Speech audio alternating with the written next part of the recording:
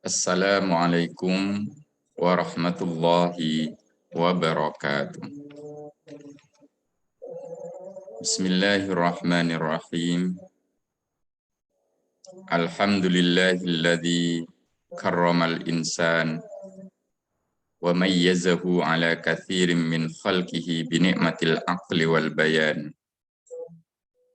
Wassalatu wassalamu ala nabiyyina Muhammad alladzi atahu Allahul hikmah wa fassalal khitab wa ala alihi wa sahabatihi wa man tabi'ahum bi ihsan. Amma ba'du. Alhamdulillah, kita semuanya Allah berikan kesehatan, keimanan, dan kekuatan hingga hari ini untuk tetap mempertahankan keimanan dan keislaman kita. Mudah-mudahan keduanya tetap bisa kita pegang teguh hingga tutup usia. Assalatu wassalamu ala habibina wa syafi'ina Muhammad. Semoga sholawat serta salam senantiasa dilimpahkan kepada Nabi kita Muhammad sallallahu alaihi wasallam beserta keluarga, sahabat, dan para pengikutnya. Insya Allah pada kesempatan ini saya ingin membacakan sebuah kitab berjudul Difa' Anis Sunnah Warradu Syubahil Mustasyrikin Wal Kuttab Al-Mu'asyirin wa Bayanu Syubhi Al-Waridah Ala Sunnah Qadiman wa Hadithan waradduha raddan ilmiyan sahihan. Kitab ini ditulis oleh Dr. Syekh Muhammad bin Muhammad Abu Syubha, Ustadzu Ulumil Quran wal Hadis di Jami'atil Azhar wa Jami'ati Ummil Qura. Seorang profesor bidang ilmu Al-Quran dan Hadis yang beliau ini mengajar di Universitas Al-Azhar dan Universitas Ummul Qura. Dalam kesempatan ini, saya ingin membacakan salah satu pembahasan yang ada di dalam kitab ini, yakni tentang kenapa Rasulullah Shallallahu Alaihi Wasallam melarang penulisan sunnah atau melarang penulisan hadis. An-nahyu an kitabatil ahadits fil asrin nabawi. Larangan menuliskan hadis di masa Rasulullah Shallallahu Alaihi Wasallam. Walam takun al-ahadits mudawwanah fi asrin Nabi sallallahu alaihi wasallam li amrain. Di zaman Rasulullah sallallahu alaihi wasallam, hadis itu tidak ada yang ditulis. Belum dilakukan penulisan hadis karena dua hal. Ahaduhuma al-i'timad ala quwwati hifdzihim wa sailani adhanihim wa adami tawaffuri adawatil kitab fihim. Yang pertama, kenapa di zaman Rasulullah Shallallahu Alaihi Wasallam hadis itu belum dilakukan penulisan? Karena masyarakat pada saat itu, masyarakat Muslim umumnya, masih sangat bergantung pada kekuatan hafalannya. Al-i'timad ala quwwati hifdzihim wa sailani adhami. termasuk juga sangat mengandalkan keenceran otak mereka. Wa adami tawaffuri adawatil kitabah fihim, pun belum tersedianya alat-alat untuk menulis di zaman itu. Tsanihima, kemudian penyebab yang kedua, lima warada minan nahyi an kitabatil ahadits wal idzni fi kitabatil Qur'anil Karim. Karena memang di zaman Rasulullah Shallallahu Alaihi Wasallam itu dilarang untuk menuliskan hadis-hadis Rasulullah, tetapi tidak dilakukan pelarangan untuk menuliskan kitab Al-Quran Al-Karim. Jadi jelas di masa Rasulullah Shallallahu Alaihi Wasallam itu penulisan Al-Quran tidak dilarang, tetapi untuk hadis dilarang menuliskannya. Kita akan coba gali lebih jauh kenapa Rasulullah Shallallahu Alaihi Wasallam melarang para sahabat untuk menuliskan hadis-hadis beliau di masa Rasulullah Shallallahu Alaihi Wasallam. Rawa Muslim fi sahihihi an Abi Sa'id Al-Khudri anna Rasulullah sallallahu alaihi wasallam qala. Imam Muslim meriwayatkan di dalam kitab sahihnya dari Abu Sa'id Al-Khudri bahwa Rasulullah sallallahu alaihi wasallam bersabda, la taktubu syai'an anni illal Qur'an. Janganlah kalian menuliskan apapun yang bersumber dari saya selain Al-Qur'an. Wa man kataba alayya syai'an falyamhu. Barang siapa yang sudah pernah menuliskan sesuatu yang bersumber dari saya, segeralah ia menghapusnya. Nah, atas dasar hadis ini, walihada kariha ba'dus salaf kitabat al-hadis wal ilm. Oleh karena itu, sebagian kalangan umat Islam terdahulu enggan untuk menuliskan hadis, bahkan juga enggan untuk menuliskan ilmu-ilmu yang bersumber dari Rasulullah Sallallahu Alaihi Wasallam. Wadzahir anna nahyan Nabi Sallallahu Alaihi Wasallam an kitabatil ahadits kana khasyatan ayyal tabisa alal ba'di bil Qur'anil Karim. Tampaknya larangan Rasulullah Shallallahu Alaihi Wasallam untuk menuliskan hadis-hadis yang bersumber dari beliau pada saat itu karena beliau khawatir ayyal tabisa alal ba'di bil Qur'anil Karim. Dikhawatirkan terjadi campur aduk antara hadis-hadis Rasulullah Shallallahu Alaihi Wasallam dengan Al-Qur'an. Au ayyakuna syaghilan lahum anhu wala siyama annal qaum kanu ummiyin. Atau malah sahabat Rasulullah dikhawatirkan pada saat itu lebih sibuk untuk menuliskan hadis-hadis yang bersumber dari beliau dibandingkan dari menuliskan ayat-ayat Al-Qur'an. Wala siyama annal qaum kanu ummiyin. Apalagi pada zaman Rasulullah Shallallahu Alaihi Wasallam, umat Islam pada saat itu masih tergolong ummi, belum terampil untuk membaca dan menulisnya. Au annan nahya kana bin nisbati liman yusiku bihifrihi. Atau bisa jadi larangan menuliskan hadis Rasulullah Shallallahu Alaihi Wasallam tersebut ditujukan kepada orang-orang yang hafalannya bisa diandalkan.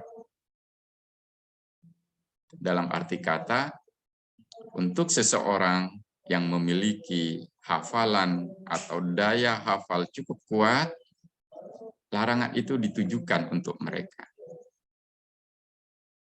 Lebih diutamakan menghafal daripada menulis, karena memang kondisi umat Islam di masa Rasulullah Shallallahu Alaihi Wasallam masih banyak yang tergolong ummi atau tidak terampil dalam hal membaca dan menulis. Amma man umina alaihi lubsu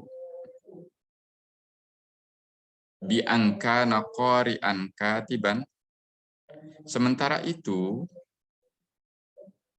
bagi orang-orang yang dikhawatirkan mencampur adukkan, ya, dikhawatirkan terjadi percampur adukan, au khifa alaihin nisyan, atau dikhawatirkan lupa terhadap hadis-hadis yang pernah dihafalkannya, wa adamid dhabti, ataupun dikhawatirkan hafalannya tidak valid, tidak akurat, lima sami'a, terkait dengan hadis yang pernah didengar dari Rasulullah Shallallahu Alaihi Wasallam, fala haraja alaihi fil kitab. Nah, untuk orang-orang yang termasuk atau memiliki kategori sebagaimana disebutkan tadi, ya, dikhawatirkan mencampur adukan antara hadis dengan Al-Quran, atau dikhawatirkan dia lupa, atau dikhawatirkan daya hafalannya tidak kuat sehingga hasil hafalannya tidak valid dan tidak akurat, maka untuk mereka itu la haraj alaihi fil kitab, tidak dipermasalahkan mereka untuk menuliskan hadis-hadis Rasulullah Shallallahu Alaihi Wasallam. Wa ala hada yahmilu ma warada minar riwayat ats-tsabita ad-dalla 'alal idzni fil kitab li ba'di shahab. Nah, atas dasar itu maka ada kemungkinan riwayat-riwayat yang kuat yang menunjukkan diberikannya izin menuliskan hadis pada beberapa sahabat Nabi Shallallahu Alaihi Wasallam. Sebagai contoh, rawa Abu Dawud wal Hakim wa ghairihima an Abdullah bin Amr bin As. Diriwayatkan dari Abu Dawud, dari Hakim, dan lainnya, sebuah hadis dari Abdullah bin Amr bin As, qala, ia berkata, Abu Dawud berkata, Amr bin As berkata, qultu ya Rasulullah, saya berkata, wahai Rasulullah, inni asma'u minka syai'a fa'aktubuhu. Wahai Rasulullah, aku pernah mendengar sesuatu darimu, lalu aku menuliskannya. Kata Amr bin As. Qala Rasulullah Sallallahu Alaihi Wasallam, na'am, ya. Qultu, kemudian aku berkata lagi, fil ghadab wa ridha, apakah aku boleh menuliskannya ketika engkau sedang marah, sedang murka, dan ketika sedang ridho, ketika sedang senang atau sedang berlapang hati? Qala Rasulullah Shallallahu Alaihi Wasallam bersabda, na'am, ya. Fa ini la aqulu fihima illa haqqan. Tulis saja, karena aku tidak pernah mengatakan selain yang benar di dalam kedua keadaan, di dalam dua keadaan itu. Mau dalam kondisi senang maupun dalam kondisi marah, Rasulullah tidak pernah mengatakan selain kebenaran. Maka Amr bin As diperkenankan oleh Rasulullah Shallallahu Alaihi Wasallam untuk menuliskan apapun yang bersumber dari beliau, kendati beliau saat itu sedang marah maupun kendati beliau saat itu sedang tidak marah. Sebuah riwayat lain menyebutkan, warawa al-Bukhari an Abi Hurairah taqal, diriwayatkan oleh Imam Bukhari dari Abu Hurairah radhiyallahu anhu qala, berkata, lam yakun ahadun min ashabi Rasulillah sallallahu alaihi wasallam aktsara hadisan minni illa ma kana min Abdullah bin Amr bin As fa innahu kana yaktub wa ana la aktub. Kata Abu Hurairah, lam yakun ahadun min ashabi Rasulillah sallallahu alaihi wasallam aktsaru hadisan minni. Tidak ada sahabat Rasulullah sallallahu alaihi wasallam yang paling banyak meriwayatkan hadis dari saya. Ya, sebagaimana kita ketahui bahwa Abu Hurairah radhiyallahu anhu termasuk salah seorang perawi hadis yang banyak sekali meriwayatkan hadis-hadis dari Rasulullah Sallallahu Alaihi Wasallam. Abu Hurairah mengatakan demikian, tidak ada satupun dari sahabat Rasulullah Sallallahu Alaihi Wasallam yang meriwayatkan hadis jauh lebih banyak dari saya. Illa maka namin Abdullah bin Amr bin As, kecuali yang telah diriwayatkan oleh Abdullah bin Amr bin As. Fa'innahu kana yaktub wa ana la aktub. Karena Abdullah bin Amr bin As itu di zaman Rasulullah menuliskan hadis-hadis itu, sementara aku tidak menuliskan, kata Abu Hurairah. Artinya di zaman Rasulullah kendati ada larangan menuliskan hadis, ada juga beberapa sahabat yang salah satunya Abdullah bin Amr bin As ini yang menuliskan hadis. Atas dasar itu maka larangan dari Rasulullah untuk menuliskan hadis perlu ditakwilkan sebagaimana tadi telah disampaikan. Wa mathalu Abdillah mimman yu'manu alaihil iltibas. Kenapa Abdullah bin Amr bin As menulis hadis di zaman Rasulullah Sallallahu Alaihi Wasallam? Karena orang seperti Abdullah bin Amr bin As itu termasuk orang yang dipercaya untuk tidak melakukan campur aduk antara hadis dengan Al-Quran. Ya, dipercaya untuk menghindari pencampur adukan antara hadis dengan Al-Quran, maka dia diperkenankan untuk menuliskan hadis. Warawa at-Tirmidzi an Abi Hurairah taqal, sebuah riwayat lain mengatakan, diriwayatkan oleh Imam at-Tirmidzi dari Abu Hurairah qala, berkata, kana rajulun minal ansor yajlisu ila Rasulillah sallallahu alaihi wasallam fayasma'u minhul hadits fayujibuhu wa la yahfadhu. Ya, ada seseorang dari kalangan kaum Ansor datang kepada Rasulullah sallallahu alaihi wasallam. Dalam kesempatan itu orang tersebut mendengar sebuah hadis dari beliau yang hadis tersebut sangat terkesan di hatinya. Wala yahfadhuhu, tetapi orang dari kaum Ansor itu tidak menghafalkannya. Fasyaka dzalika ila Rasulillah sallallahu alaihi wasallam. Lalu ia mengadukan hal tersebut kepada Rasulullah sallallahu alaihi wasallam. Faqala, mendapat pengaduan dari orang Ansor tersebut, Rasulullah sallallahu alaihi wasallam bersabda, Ista'in biyamini, ista'in biyamini. Mintalah bantuan pada tangan kananmu. Wa auma biyadihi ilal khat, sambil memberikan isyarat dengan tangan kanannya, maksudnya untuk menulis. Kepada orang Ansor itu Rasulullah Shallallahu Alaihi Wasallam bersabda, mintalah bantuan dengan tangan kananmu sambil memberikan isyarat untuk menuliskannya. Ya, hadis lain juga, riwayat lain juga mengatakan, rawa al-Bukhari wa Muslim fi sahihihima. Imam Bukhari dan Imam Muslim meriwayatkan dalam kitab sahih keduanya, anna Abasya al-Yumna iltamasa minan Nabi sallallahu alaihi wasallam ayyaktuba lahu syai'an sami'ahu min khutbatihi amal fathi. Abu Syah gitu ya, mendapatkan sebuah hadis dari Rasulullah sallallahu alaihi wasallam untuk menuliskan sesuatu yang pernah ia dengar ketika Rasulullah sallallahu alaihi wasallam sedang berkhutbah di hari Amul Fathi, di hari kemenangan. Faqala, Rasulullah Shallallahu Alaihi Wasallam bersabda, "Uktubu li Abi Syah." Tulislah. Kata Rasulullah malah memerintahkan tulislah untuk Abu Syah. Nah, wa minal ulama man yara anna ahaditsal idni nasihah li ahaditsin nahi.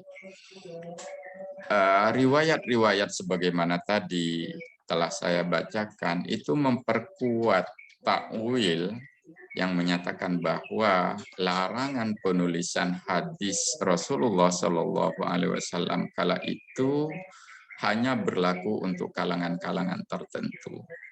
Adapun untuk kalangan-kalangan yang lain yang tidak dikhawatirkan mencampur adukkan antara hadis dengan Al-Quran, kemudian untuk kalangan orang-orang yang dianggap tidak memiliki daya hafal yang kuat, atau untuk kalangan yang dikhawatirkan rentan lupa, mereka itu termasuk dalam riwayat-riwayat yang menyatakan diizinkan untuk menuliskan hadis-hadis Rasulullah Shallallahu Alaihi Wasallam. Namun menariknya ada pendapat lain dari beberapa ulama yang mengatakan wa minal ulama man yara anna ahaditsal idzni nasikhah li ahaditsin nahi.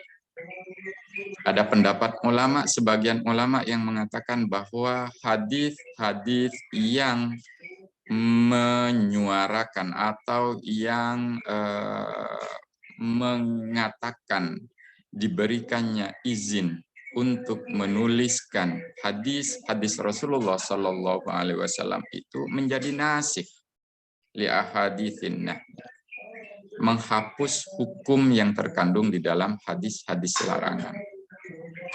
Id annahyu kana fi mabda'il amri hina khifa istighaluhum anil Qur'an bil ahadits. Sebab larangan itu memang dilakukan oleh Rasulullah Shallallahu Alaihi Wasallam di masa-masa awal kerasulan. Di masa-masa awal Rasulullah Shallallahu Alaihi Wasallam memang melakukan pelarangan. Hina khifa istighaluhum anil Qur'an bil ahadits, yakni ketika dikhawatirkan mereka itu lebih sibuk mengurusi hadis daripada Al-Qur'an. Au khifa ikhtilat ghairil Qur'an bil Qur'an, atau dikhawatirkan terjadinya campur aduk antara Al-Qur'an dengan yang lainnya. Tsumma lamma umina dzalik. Nah, ketika hal yang dikhawatirkan itu sudah tidak ada lagi, nusikhan nahi, perintah-perintah atau larangan hadis-hadis yang menyatakan dilarangnya menuliskan hadis Rasulullah Shallallahu Alaihi Wasallam tersebut dihapus oleh hadis-hadis yang memperbolehkan atau mengizinkannya. Wala'alla mimma yu'ayyidul qaul bin naskhi anna ba'da ahadithil idni mutaakhirat at-tarikh. Mungkin untuk memperkuat pendapat ini, kita bisa melihat bahwa hadis-hadis yang mengatakan diizinkannya penulisan hadis Rasulullah Shallallahu Alaihi Wasallam itu munculnya belakangan dibandingkan hadis-hadis yang melarang penulisan. Fa Abu Hurairah rawi haditsil kitab aslama am sabi.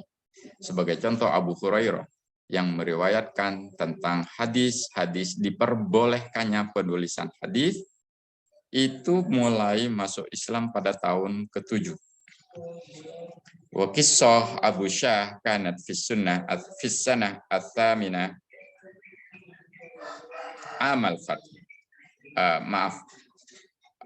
Abu Hurairah yang meriwayatkannya meriwayatkan hadis dilarangnya penulisan hadis itu masuk Islam pada tahun ke-7, sedangkan kisah Abu Syah sebagaimana tadi telah dibacakan itu terjadi pada tahun ke-8 Amul Fath. Jadi atas dasar itu maka dipahami bahwa riwayat-riwayat yang menyatakan diperbolehkannya penulisan hadis itu muncul belakangan daripada riwayat-riwayat yang melarang penulisannya. Wa mahma yakun min syai' faqad inqadal ahdun nabawi walladzi katabu al hadits minas sahabah adadun ghairu katsir. Ya, apapun pendapat banyak kalangan, apapun pendapat para ulama, tetapi kita semuanya sama-sama tahu bahwa setelah terputusnya masa kenabian, itu banyak sekali sahabat yang mulai menuliskan hadis-hadis Rasulullah Sallallahu Alaihi Wasallam. Demikian pembacaan kitab pada hari ini. Mudah-mudahan bermanfaat. Insya Allah kita akan sambung kembali pada kesempatan yang lain. Aqulu qauli hadza astaghfirullah li wa lakum. Wassalamualaikum warahmatullahi wabarakatuh.